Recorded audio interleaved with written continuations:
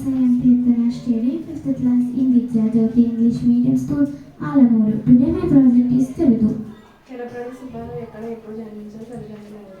1895వ సంవత్సరం జనవరి 11వ తేదీన పశ్చిమ గోదావరి జిల్లా భీమవరంలో సుబ్బారావు గారు జన్మించారు. తల్లి వెంతమ్మ, తండ్రి జగన్నాథం.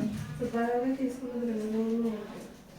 ఆయన అన్నగారు స్త్రూ వ్యాధితో చనిపోయారు. కొద్ది రోజుల్లోనే ఆయన ఇంకొక అన్నయ్య కూడా స్త్రూ వ్యాధితోనే మరణించారు. అందువల్ల ఆయన తీవ్ర వేదనకు లోనయ్యి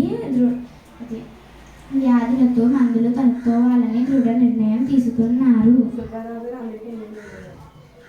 అమెరికా వెళ్ళి జీవరసాయన శాస్త్రంలో పోస్ట్ గ్రాడ్యుయేషన్ పూర్తి చేశారు.